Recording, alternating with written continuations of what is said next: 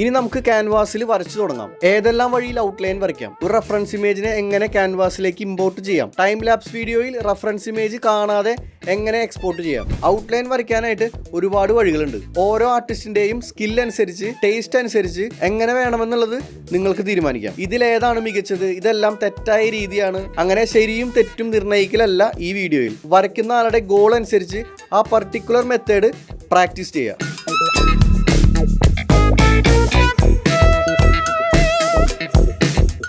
Free hand drawing.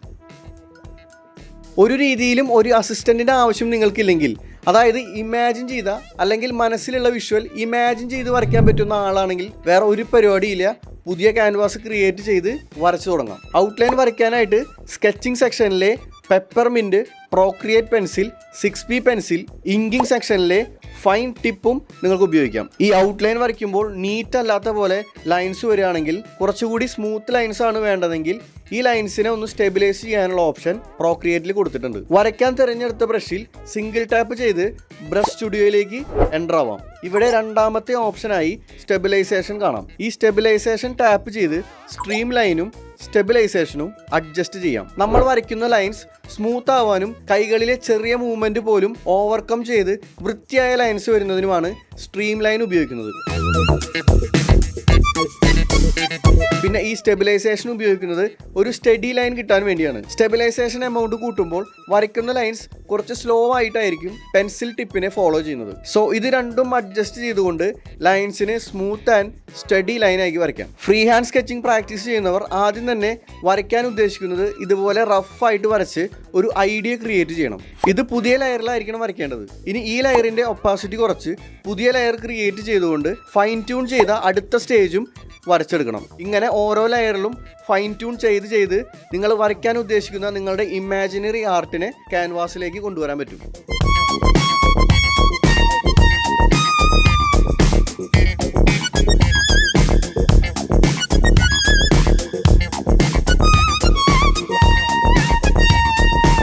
Next, Loomis method. ഇത് separate ആയിട്ട് ഒരു വീഡിയോ തന്നെ ചെയ്യണമെന്നാണ് എൻ്റെ ഒരു പ്ലാൻ. കാരണം കുറച്ചുകൂടി ഡീറ്റെയിൽഡ് ആയിട്ട് വേണം ഇത് ഡിസ്കസ് ചെയ്യാൻ. അപ്പോൾ അടുത്ത വീഡിയോയിൽ ലൂമീസ് മെത്തേഡിനെ കുറിച്ച് ഡീറ്റെയിൽഡ് ആയിട്ട് നമുക്ക് സംസാരിക്കാം. നെക്സ്റ്റ്, ഒരു റെഫറൻസ് ഇമേജിനെ നോക്കി വരയ്ക്കുന്ന മെത്തേഡ്. സാധാരണ ഐപാഡ് ഉള്ളവർ ഒരു ഫോൺ ഉപയോഗിച്ചോ അല്ലെങ്കിൽ ഒരു പ്രിന്റഡ് ഇമേജ് ഉപയോഗിച്ചായിരിക്കും നോക്കി വരയ്ക്കുന്നത്. പക്ഷേ പ്രോക്രിയേറ്റിനുള്ളിൽ തന്നെ ഒരു റെഫറൻസ് ഇമേജിനെ കൊണ്ടുവരാനായിട്ട് നമുക്ക് പറ്റും. ഈ സ്പാനർ ഐക്കണിലെ ആക്ഷൻ ബട്ടണിൽ ക്യാൻവാസ് ഓപ്ഷനിലാണ് റെഫറൻസ് ഇമേജ് എനേബിൾ ചെയ്യാനുള്ള ഓപ്ഷൻ ഉള്ളത്.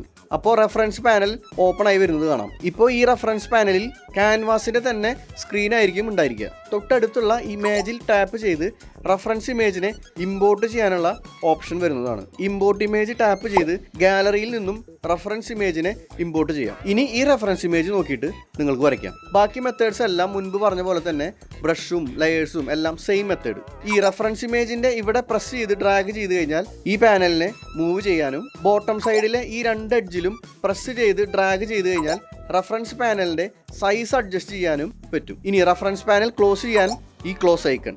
ബൂം. Last, tracing method. ഒരു റെഫറൻസ് ഇമേജിനെ ക്യാൻവാസിലേക്ക് ഇമ്പോർട്ട് ചെയ്ത് അതിൻ്റെ മേലെ ട്രേസ് ചെയ്ത് വരയ്ക്കുന്നതാണ് ഈ മെത്തേഡ്. ഇൻസ്റ്റാഗ്രാമിൽ റീൽ ചെയ്യുന്ന സമയത്ത് ഈ മെത്തേഡിനെ കുറിച്ച് വീഡിയോ ചെയ്ത് കഴിഞ്ഞാൽ കുറച്ചധികം ആളുകൾ വന്ന് ക്രിട്ടിസൈസ് ചെയ്യാറുണ്ട്. ഇതൊന്നും ശരിയല്ല, ഇതൊരു ശരിയായ മെത്തേഡ് ഒന്നുമല്ല, ഇങ്ങനെയൊന്നും പറഞ്ഞു കൊടുക്കരുത്, അങ്ങനെയൊക്കെ പറഞ്ഞിട്ട്. അതുകൊണ്ടാണ് ഞാൻ ആദ്യമേ പറഞ്ഞത് തെറ്റ് ശരി ഇതൊന്നും നിർണ്ണയിക്കുന്ന വീഡിയോ അല്ല ഇത്. മെത്തേഡുകളെ കുറിച്ച് സംസാരിക്കാം.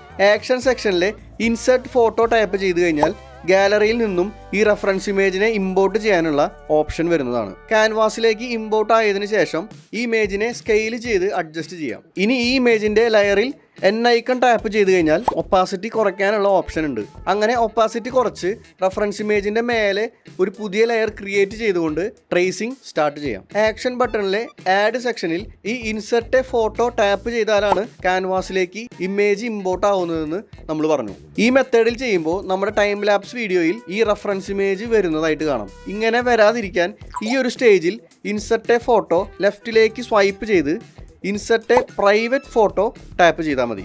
ഇങ്ങനെ റെഫറൻസ് ഇമേജ് ഇൻസെർട്ട് ചെയ്ത് കഴിഞ്ഞാൽ ടൈം ലാപ്സ് വീഡിയോയിൽ റെഫറൻസ് ഇമേജ് ഹൈഡ് ആയിട്ടിരിക്കും. അപ്പോൾ നേരത്തെ പറഞ്ഞ പോലെ നിങ്ങൾക്ക് എന്താണ് അച്ചീവ് ചെയ്യേണ്ടത് അതനുസരിച്ച് വേണം നിങ്ങൾ ഈ ആർട്ടുകളെല്ലാം പ്രാക്ടീസ് ചെയ്യേണ്ടത്. നിങ്ങളൊരു ലൈവ് ആർട്ടിസ്റ്റ് ആവാനായിട്ട്, അതായത് ലൈവായിട്ട് ചിത്രങ്ങൾ വരയ്ക്കുന്ന ഒരു ആർട്ടിസ്റ്റ് ആവാനാണ് നിങ്ങൾക്ക് ആഗ്രഹമെങ്കിൽ നിങ്ങൾ ഒരിക്കലും ഈ ട്രേസിംഗ് മെത്തേഡ് തിരഞ്ഞെടുക്കരുത്. നിങ്ങൾ റെഫറൻസ് ഇമേജിനെ നോക്കി വരച്ചുകൊണ്ടോ അല്ലെങ്കിൽ ഏതെങ്കിലും ഒരാളെ മോഡലാക്കി നിർത്തിക്കൊണ്ടോ അങ്ങനെ നേരിട്ട് കണ്ണുകൊണ്ട് കണ്ട് തന്നെ വരയ്ക്കാൻ ശ്രമിക്കുക. അതല്ല ലൂമിസ് മെത്തേഡ് ഉപയോഗിച്ചാണ് നിങ്ങൾ പോർട്രേറ്റ് വരയ്ക്കാൻ ആഗ്രഹിക്കുന്നതെങ്കിൽ ലൂമിസ് മെത്തേഡിൽ തന്നെ പ്രാക്ടീസ് ചെയ്യുക. നിങ്ങൾ വരയ്ക്കാൻ ഉദ്ദേശിക്കുന്ന എല്ലാ പോർട്രേറ്റും ലൂമിസ് മെത്തേഡിൽ തന്നെ വരച്ച് പ്രാക്ടീസ് ചെയ്യാൻ ശ്രമിക്കുക. അതല്ല ഈ ക്ലയൻറ്റ് വർക്ക് മാത്രമേ നിങ്ങൾ ചെയ്യാൻ ഉദ്ദേശിക്കുന്നുള്ളൂ, അങ്ങനെയാണെന്നുണ്ടെങ്കിൽ വരയ്ക്കാൻ ഓർഡർ തരുന്ന ആളുകൾക്ക് നിങ്ങൾ ഏത് മെത്തേഡിലാണ് വരച്ചത്, ഏത് രീതിയിലാണ് വരച്ചത്, ഇതൊന്നും അറിയേണ്ട കാര്യമില്ല. അവർക്ക് വേണ്ടത് അവർ തന്ന ഇമേജിനെ വൃത്തിയായി കൃത്യമായിട്ട് വരച്ച് കിട്ടുക എന്നുള്ള ഓപ്ഷൻ മാത്രമേ ഉള്ളൂ. അപ്പോൾ നമുക്ക് വേണമെങ്കിൽ ഈ ട്രേസിംഗ് മെത്തേഡൊക്കെ ഉപയോഗിക്കാം. ഇതിനെക്കുറിച്ച് നിങ്ങളുടെ അഭിപ്രായം എന്താണെന്നുള്ളത് കമൻറ്റ് ബോക്സിൽ എഴുതുക. അപ്പോൾ അടുത്ത വീഡിയോ ലൂമിസ് മെത്തേഡ്. ബൈ.